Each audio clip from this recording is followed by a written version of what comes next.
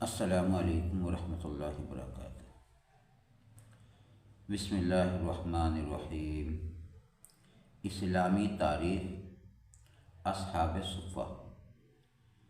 جب مسجد نبوی کی تعمیر ہوئی تو اس کے ایک طرف چبوترا بنایا گیا تھا جس کو صفہ کہا جاتا ہے۔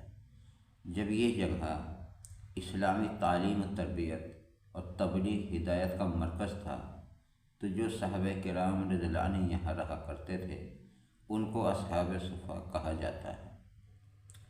ان لوگوں نے اپنی زندگی کو اللہ کی عبادت اور نبی کریم صلی اللہ علیہ وسلم کی خدمت اور قرآن کی تعلیم حاصل کرنے کے لیے وقف کر دیا تھا۔ ان کا نہ کوئی گھر تھا اور نہ کوئی کاروبار۔ آپ صلی اللہ علیہ وسلم کے پاس کبھی کھانا آتا تو ان لوگوں کے پاس بھیج دیتے تھے اور کبھی خود بھی ان کے ساتھ بیٹھ کر کھایا کرتے تھے۔ ان کی تعلیم کے لیے پڑھانے والے مقرر تھے جن سے وہ لوگ قرآن کریم سیکھتے اور علم دین حاصل کیا کرتے تھے۔ اسی لیے ان میں اکثر صحابہ قرآن کے بہترین قاری تھے۔ اگر کہیں اسلام کی تبلیغ اور تعلیم تربیت کے لیے کسی کو بھیجنے کی ضرورت پیش آتی تو انہیں صحابہ میں سے کسی کو بھیجا جاتا تھا۔ نبی کریم صلی اللہ علیہ وسلم کے جلیل القدر صحابی اور حدیث کو سب سے زیادہ روایت کرنے والے حضرت ابو ہریرہ رضی اللہ عنہ بھی انہی اصحاب صفہ میں تھے۔ حضور صلی اللہ علیہ وسلم کا معجزہ، حضور صلی اللہ علیہ وسلم کے ہاتھوں کی برکت۔ حضرت عائذ بن عمرو رضی اللہ عنہ کو جنگ حنین میں دوران چہرے پر چوٹ لگی تھی جس کی وجہ سے چہرہ، داڑھی اور سینہ خون آلود ہو گیا، تو آپ صلی اللہ علیہ وسلم نے اپنے ہاتھوں سے اس کو صاف کیا اور ان کے حق میں دعا فرمائی۔ راوی فرماتے ہیں کہ حضرت عائذ رضی اللہ عنہ نے اپنی زندگی میں یہ واقعہ کئی مرتبہ سنایا۔ چنانچہ جب آپ صلی اللہ علیہ وسلم کی وفات ہوئی تو غسل دیتے ہوئے ہم نے وہ جگہ جس پر نبی کریم صلی اللہ علیہ وسلم نے خون صاف کرتے وقت اپنا ہاتھ مبارک لگایا تھا بالکل سفید اور چمکدار پائی۔ ایک فرض کے بارے میں، حج کی فرضیت۔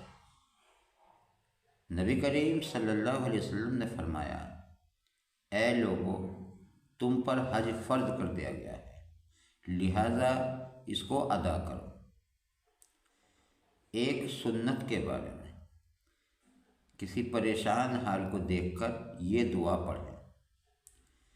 نبی کریم صلی اللہ علیہ وسلم نے فرمایا، جو کسی پریشان حال کو دیکھے اور وہ یہ دعا پڑھ لے تو وہ زندگی بھر اس تکلیف سے محفوظ رہے گا، لیکن اس بات کا خیال رکھیں کہ دعا آہستہ سے پڑھیں تاکہ اس کی دل آزاری نہ ہو۔ دعا یہ ہے جس کا ترجمہ میں آپ کو سنا رہا ہوں۔ اللہ کا شکر ہے جس نے مجھے اس مصیبت سے نجات دی جس میں تجھے مبتلا کیا، اور بہت سی مخلوق پر مجھے فضیلت عطا فرمائی۔ ایک اہم عمل کی فضیلت، دینی بھائی کی زیارت۔ نبی کریم صلی اللہ علیہ وسلم نے فرمایا، جس نے کسی مریض کی عیادت کی یا کسی دینی بھائی کی زیارت کی تو ایک پکارنے والا فرشتہ کہتا ہے، تم دنیا میں اچھے رہو، تمہارا اچھے کاموں کی طرف چلنا مبارک ہو، اور تم نے اپنے اس عمل کے ذریعے جنت کا بلند دروازہ حاصل کر لیا ہے، جنت کا بلند درجہ حاصل کر لیا ہے۔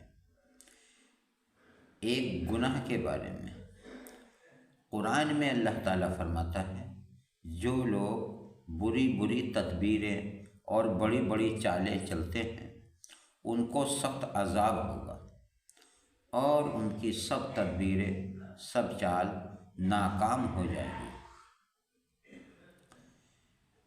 دنیا کے بارے میں، دنیا کا سامان چند روزہ ہے۔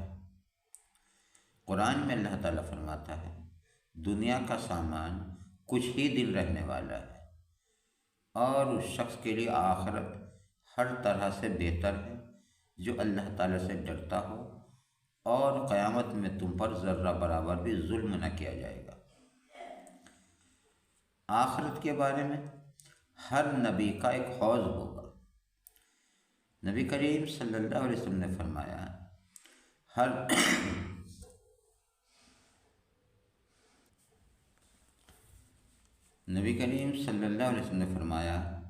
ہر نبی کے لیے ایک حوض ہوگا، اور انبیاء آپس میں فخر کریں گے کہ کس کے حوض پر سب سے زیادہ امتی پانی پینے کے لیے آتے ہیں۔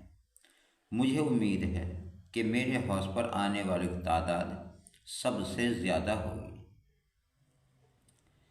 طب نبوی سے علاج، ثنا کے فائدے۔ نبی کریم صلی اللہ علیہ وسلم نے فرمایا موت سے اگر کسی چیز میں شفا ہوتی تو ثنا میں ہوتی۔